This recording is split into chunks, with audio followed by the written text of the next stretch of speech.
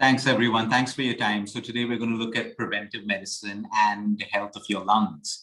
As you can see through the pandemic and through all the suffering that people have gone through, what's failed people finally is their lungs. Yes, the immune system is involved.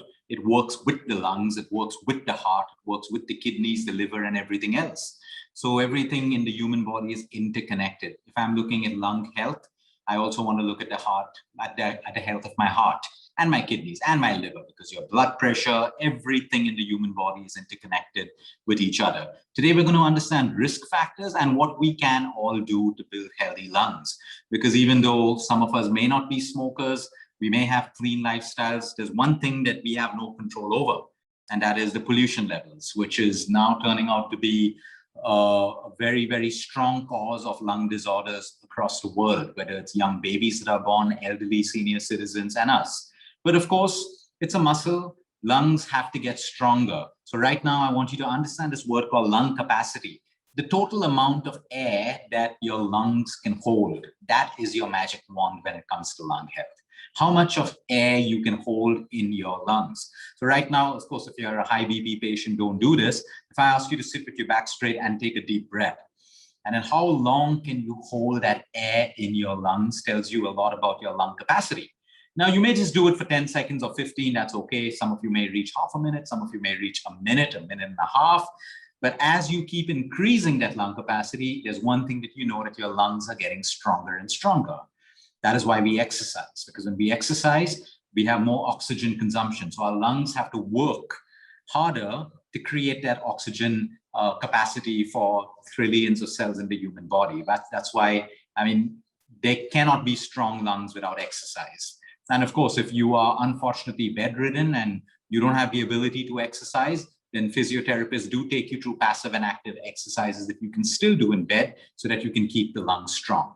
So number one, we need to understand that lung capacity starts to naturally decrease after the age of 20. Yep, 20, which is why we have to keep building lifestyles right through. We can't wait until we're 50, 60, or 70. No, we start when we're children to inculcate heavy, good lifestyles amongst our children.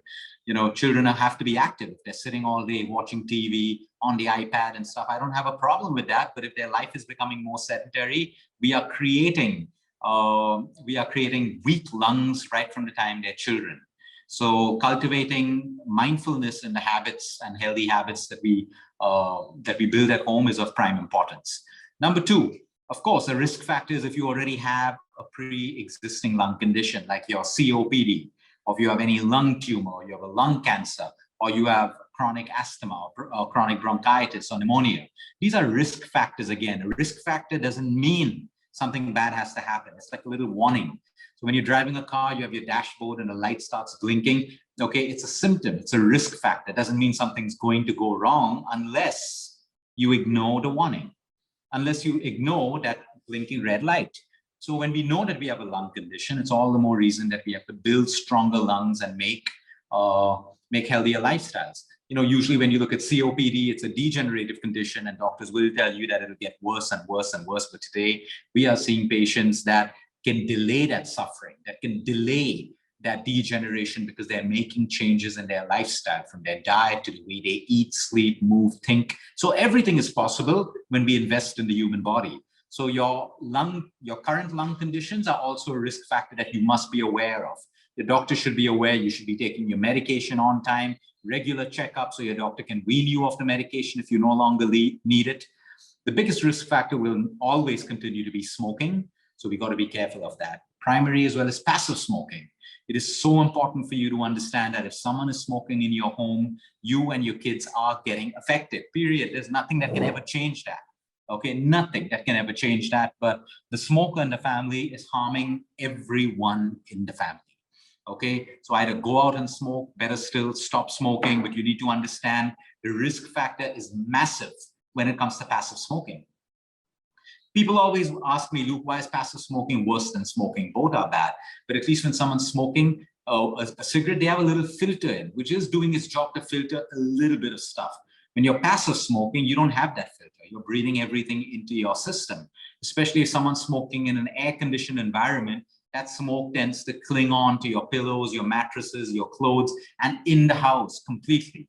So you got to be careful of that as well. Pollution, we spoke about. Depending on where you live, pollution is a massive, massive risk factor. In fact, today we have clients who are able to afford it, have actually changed their locations of where they live because their young children or an elderly member in the family is suffering from chronic asthma or skin issues or autoimmune conditions brought on by pollution. So that's how dangerous pollution can be. But there are ways around it, which we will discuss. Of course, stress. Right now, if I stress you out, you will find that your breathing changes. Your breath becomes more shallow in nature. Okay, for your lungs to be strong, we need long, deep inhales and long, deep exhales, which most of us don't even do because we forget how to breathe. You know, right now, if I ask you to observe the way that you breathe, most of you will now take a deep breath. And that's how you should be breathing most of the time, which is why we practice pranayama or breathing exercises, because that trains the lungs to utilize oxygen. When you really are good with your pranayama practice, many times during the day, you'll find that you've taken a long inhale. Okay, you've taken a long exhale. And for a long time between the exhale and the inhale, that space in between, you're not breathing. That's a beautiful space to be in. It shows that that one breath was enough to give oxygen to all trillions of cells in the human body. Exhale it. And now before you're ready for the next breath, your body has enough of oxygen that it needs. So our breathing practice, which we talk about, should eventually lead us to a nice inhale and exhale, and the space between the end of the exhale and the beginning of the next inhale. That's a beautiful space to be. That is also a meditative space to be. You'll find that your mind is silent when you're not breathing at all and you're not gasping for breath. You can train your lungs to reach that particular point. Okay, we are going to share all those exercises with you for sure. Inflammation. I think all of you relate to that with the whole COVID. What's destroying the lungs? Inflammation. Inflammation is a good thing for us when our immune systems create inflammation to protect us. But it's a bad thing when there's miscommunication between the immune system and cells, and that inflammation starts to destroy your own lung tissues or other parts of your body. So again, your lungs and your immune system are directly connected with each other. There should be no reason why your lungs have to cause an attack. Okay, I mean, your immune system has to cause an attack on your own lungs, or inflammation has to attack your own lungs. So that's why your immune system is extremely important, and bringing down inflammation as quickly as possible. So let's say we're out on the road right now and we're breathing in fumes from a car. There are carcinogens, toxins going into our system. The first thing the human body will do is recognize all this as foreign invaders. Your body will move into the sympathetic nervous system. Inflammation will increase to protect you. You'll start producing more mucus, because mucus will trap germs, pathogens, dust, pollutants, and try to get you to sneeze it out or cough it out. So sometimes when you probably land back in a polluted place after a holiday where you've gone to the mountains or the beach, the moment you land and you step out, you'll find, mucus forming in your nose. You get a stuffy nose. Your nose starts to drip. That mucus is an immediate production signaled by your immune system, because the pollutants getting into your body are high. So mucus is not always a bad thing. But of course, sometimes because of acidity, acids, and inflammation, we produce more mucus than required. And that can create sinus blockages, uncomfortable breathing, and all of that stuff. So inflammation, and that's why your diet is so important for your lung health. When you eat foods that are anti-inflammatory in nature, which means they have the ability to help your body reduce inflammation, it becomes good for your lungs. We're going to give you a lung detox tea. It's not really a detox, it's a cleanse. That is magic. It has worked way before the COVID with hundreds of thousands of kids and people around the world, just to help you break down that mucus and relax your lungs. So we're going to share that recipe for you to use. Okay, so what can we do? It's simple. If you don't use your lungs, you lose them. It's like a muscle, it's like a heart, it's like a kidney, it's like anything. Your brain, you don't use your brain, you tend to lose it. Your memory cells start to die, neuroplasticity goes on a decline. So the more you use your lungs, the better it is for you. How do we use our lungs more? Practice of our pranayama. You may be having a desk job, but while you're working, while you're in a meeting, focus on those deep breaths. You're keeping the lungs working. If not, exercise. Something as simple as walking. Any exercise is good for the lungs as per your capacity. Walking, jogging, cycling, aerobics particularly, because aerobics will require your lung capacity to work continuously. Now, anaerobic workouts like weightlifting, it's a great workout, but it is not the same as cardio and aerobics. Remember, if you're trying to build lung capacity, anaerobic exercises isn't your best bet. It's great for your muscles, it's great for your fat loss, it's great for your bones. But If you are trying to, and everyone should be trying to improve lung capacity, there must be your cardio days, whether you walk, you dance, you do HIIT, whatever it is, swimming, but there should be at 25, 30, 45, up to you, of continuous movement so that your lung capacity stays high. Even interval training is great for lung capacity. What do I mean by interval training? Let's say I'm walking briskly for 1 minute, then I slow down my walk for 2 minutes. And I walk quickly for 30 seconds, I slow down my walk for 15 seconds. Keep changing the timings so that your lung capacity and your heart capacity keeps changing. Indoor air quality is something we don't think about. Okay, I'm not usually a person for gadgets and to measure all of these things, but with the start of the pandemic, the second wave, it just struck me that we teach so many people about indoor air quality. Let me find out the indoor air quality of my own clients. So I had like 5 lung cancer patients in Hyderabad, a couple of them in Delhi and all of that stuff. I told them, I'm sorry, you need to spend a little more money and buy yourself an air purifier that will actually test and also purify your air to some extent. Every one of my patients in Hyderabad had air quality beyond bizarre levels inside of their homes. You know, it's unbelievable. And outside of their homes, it was a different level. The same in Delhi, Calcutta, parts of Mumbai, parts of Kerala. It's different, depends where you live. So my whole point is, how do we improve indoor air quality? Okay, so indoor air quality is not something that we, especially if your children have asthma or bronchitis or pneumonia, someone's constantly getting lung infections, it starts with the environment that you're in. It's easy to blame it on the outside environment, which is true, but what about the indoor environment? So the best solution for your indoor air quality is ventilation. You have to have well-ventilated rooms. You have certain plants, and be very specific about the indoor air quality plants that you get. You don't want to put any plants, because at night we know how the oxygen carbon dioxide cycle works, right? You don't want carbon dioxide filling your room at night. So you get certain plants which really work. They've been scientifically proven to improve the air quality, not change it completely. You get air purifiers, which unfortunately I finally bought a machine to check the air quality in my own home. Touch wood, I'm in Goa right now. The air quality was beautiful. When I carry it to Bombay, I'm expecting it to be different. But at least knowing that data, I could make decisions about what kind of plants I want to put in my home, which windows I keep open at specific times in the day or at night, because we've all gotten very used to living in an air-conditioned environment. And remember, you are circulating the same air. So another way to increase your indoor air quality is by servicing your air conditioners regularly if you use it. The filters, everything gets trapped in. In fact, today there's so much of science showing us that while we sanitize our hands and all of that stuff, but if you have someone who sneezed in your home and has the virus or a bacterial infection or whatever, it's still going to be in your home for a long time unless your windows are open and there's ventilation. So ventilation is extremely important. You want to check your air quality at home. We spoke about exercise. Now my favorite, pranayama. Pranayama is magic. Whether you do 5 minutes a day, whether you do 5 minutes in the morning, you do 5 minutes at night, it is magic. I can guarantee you, if you are able to practice for 15 days every single day, you will find your lung capacity dramatically improve. In fact, there's so much of research which we shared, and we'll be sharing that along with 3 days of simple breathing exercises for 10 minutes each morning, which you should practice. There are 6 exercises that I've demonstrated. We're not going to do it on today's call, but we'll make sure each and every one of you get it. Practice it, teach it to your parents, teach it to everyone. And we've also put the contraindications in case someone has high blood pressure or a problem, what to do and what not to do. But your lung capacity, your energy levels, your ability to focus and concentrate will improve with the amount of oxygen you can take in with every breath, retain and exhale. There is so much power in your breath. So pranayama, don't make it complicated. If Anulom Vilom is the only pranayama you can do, then just do that. It's as simple as that. You can do diaphragmatic breathing, you can do pursed lip breathing, you can do the box method breathing. We're going to teach all of that to you in the videos, but practice it.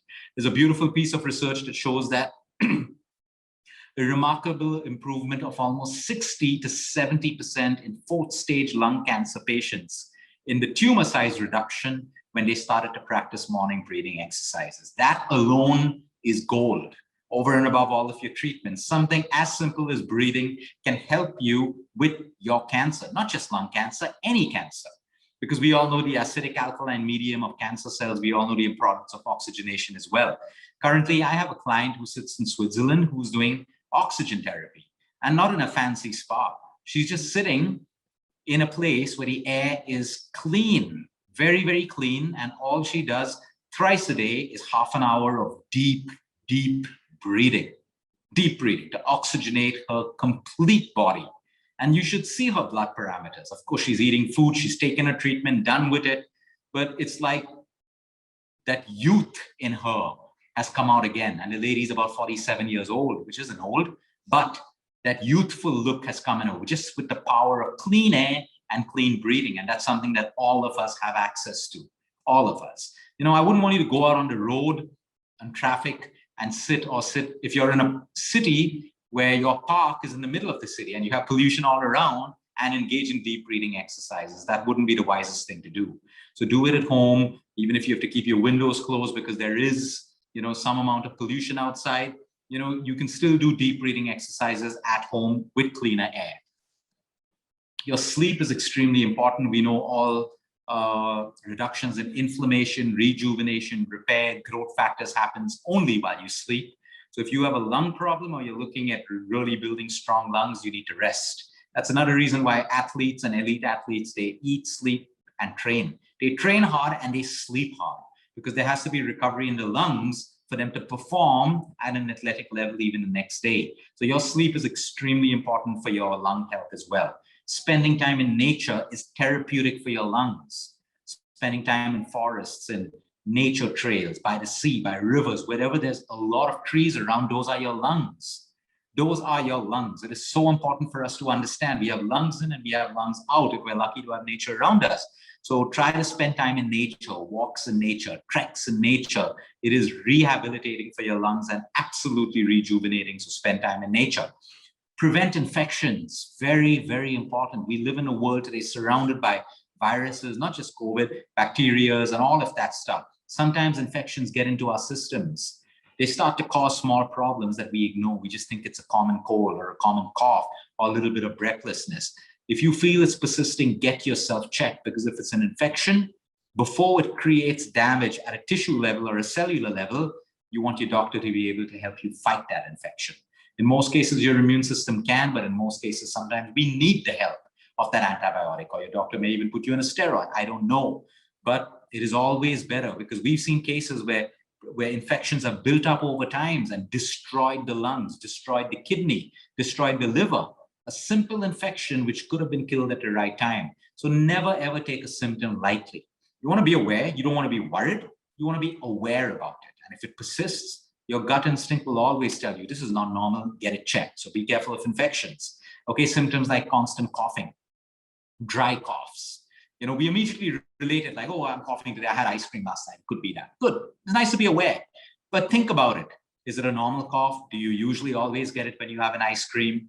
How long has your cough been going on for? Do you have a cough when you lie down? And when you sit up, you're absolutely fine. So listen to this. Is it a wet cough? Is it a dry cough?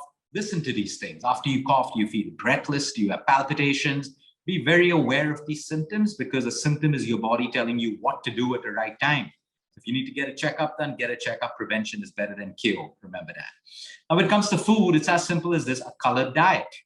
You want fruits and vegetables, whether it's a lung cancer, because I can refer to that as one of the deadliest, or a COPD patient, the plate must look like a rainbow. Your daily diet should look like a rainbow. Lots of colors.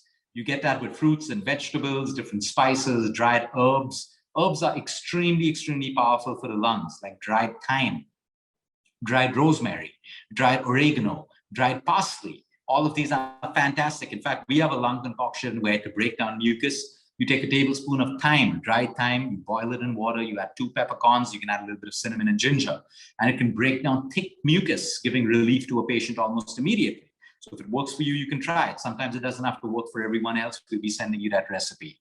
Okay, nuts and seeds, because of the antioxidants. Anything that's rich in antioxidants is good for your lungs to break down inflammation. So all of your seeds and nuts, make sure they're unsalted as far as possible. Okay, carrots and beetroots, very, very, very powerful when it comes to lung health. Okay, so you can make a carrot juice, you can make a beetroot juice, you can make a combination of the two, you can eat it raw, whichever way you want. You can add it to a salad, but if you're aiming for your plate to look like a rainbow, or your day to look like a rainbow, you will automatically get diversity of colors from all of these foods. Pure green tea. I'm not talking about the cheap sachets of tea, which is tea dust. where you can see the whole leaf of the green tea unfold in your cup. Pure green tea is excellent because of its antioxidant ability and the polyphenols. It is very, very powerful for lung health, liver health, heart health. It's unbelievable as a superfood. Turmeric, again, anti-inflammatory. All of the spices, whether they're cloves, whether they're cardamom, elaichi, whatever spices, they're all anti-inflammatory in nature. So technically, if you're cooking Indian food, which has the beauty of using several spices, especially in the garam masala, that's why I say there's so much of wisdom in Indian food. If it's cooked the right way, consumed the right way, right quantity, right time. Yeah. So your garam masala itself is a superfood. Your bowl of sambar is a superfood. Chutneys are superfoods. They have little spices and different green vegetables. So go back to seeing how you can get diverse ingredients in your diet. We spoke about dried herbs. If you have a lung problem, you want to try to avoid dairy products because dairy products are mucus forming. Okay, sometimes it suits you, it doesn't cause a problem, it's fine. But in most cases, if you have a COPD or you have a problem with your lungs, the first two foods to cut out immediately is dairy and gluten, which is wheat, because wheat is inflammatory in nature. You may say, but Luke, I've eaten wheat all my life, it doesn't cause a problem. I know it doesn't cause a problem, but for now, until your condition gets better, you want to remove the foods that possibly cause inflammation in your system. Very important for people with acid reflux and GERD to know that if you constantly have these symptoms of acid reflux, it can increase your symptoms of lung disease. Extremely important. So if you are a lung patient already and you have acid reflux, it is extremely important for you to get checked up and try to get your acid reflux under control, like immediately, because it can make your lung symptoms worse. Okay? Try to avoid foods that make you bloat as well. So if you know there are certain foods that make you bloat, try to avoid it. Because when we bloat, it changes the way we breathe as well. We have more shallow breathing right through. So in short, these are the simple steps to look after your lungs. It's really not that complicated. Of course, if you have COPD and pneumonia, then there is a particular approach that we would take to address your symptoms and your root cause. But today we're talking about preventive medicine. These are the things that you do. Keep moving. Your lungs keep working for you. When you get access to clean air, I just suck as much of it as you can through your breath. Enjoy that. You feel good. Make sure your holidays are planned where there's nature around, especially if you live in cities. Make sure you have a lot of greenery around you, even if you're in a city. What kind of plants can you put on your balcony? What kind of plants can you put indoor? Make sure your food is everything. So no matter how much pollution there is, if your diet is good and your lifestyle is good, your body will learn how to handle pollution. Extremely important for you to understand. Avoid infections. If you have things like asthma, bronchitis, just being on a medication is never going to help you. It's going to help you to control the symptom and give you comfort. But you want to address the root cause, and there is always a root cause. Even if you've had 20 years of asthma, there is a root cause, which if you address, you can get way, way better. So what I'm going to send to all of y'all, Tina's going to send to all of y'all, are breathing exercises that I want you to practice. They're simple, they're free. All you need to do is do it in the morning. If you don't want to do all 6 of them, do 5 of them. You don't want to do 5, do 3 of them. You forget to do it in the morning, although it's very powerful to do it in the morning, do it at night before bedtime. But constantly throughout the day, practice reminding yourself to breathe. It takes you 1 minute to take 3 to 4 deep, deep breaths. And as a challenge to everyone, you want to try to see how, with your practice, within a minute, you can do 1 inhale, hold, and a complete exhale. I've not reached a minute myself. I'm probably at about 47 seconds. I started off at 20 seconds, but again, practice, practice, practice. It gets you perfect always. So you start off with an inhale, as comfortable as you are, hold as long as you can, and then slowly exhale. When you finish the exhale, put your timer on. So you know that inhale, holding, and exhale, how many seconds. Try to reach a minute, and then you practice 1 or 2 of those deep, deep breaths every day. You are strengthening your lungs. Your lungs are going to work for you and not against you. And then even when you're in situations of stress, the only thing that can move you from stress to de-stress the quickest way is your breath, by slowing down your inhale and slowing down your exhale. When you're stressed, the inhale and the exhale becomes far faster. So remember, when you practice this, even in the most stressful situation, your inhales and exhales can become slower and slower because you've practiced it. And that kind of stress will not cause you physical harm. Your cortisol levels and adrenaline levels can kind of relax and not do damage that it would do if it was chronically high. So that's the beauty of the lungs. Look after your lungs, please. There are so many people today who have everything in the world but deteriorating lung health, and caused by poor lifestyle. Some people have a genuine issue, but prevention is better than cure, because you've seen it. You've seen people gasping for oxygen. You've seen people what happens to them when they can't get oxygen cylinders. It's not a pretty sight. It's not something that you want to go through. So look after your lungs the same way you have to look after your heart, your kidney, your liver, and everything else. Practice that breathing. Once you make it a practice, automatically your breathing is going to get deeper and deeper. Your skin is going to change. You're going to have this beautiful glow, because again, oxygen. If you can get oxygen to reach trillions of cells to the level that your body requires it, overnight, within 2 to 3 to 4 days, it's going to change the way you look in terms of your skin, your glow, your hair, your energy levels, your muscle quality, because every function in the body is dependent on oxygen. And oxygen is available to everyone. It's free. But if you don't have the lungs to use it, what's the point of something free? So you got to invest in your lungs. Thanks for your time. Have a great evening. We'll make sure that we have everything sent to you for you to improve your lung health.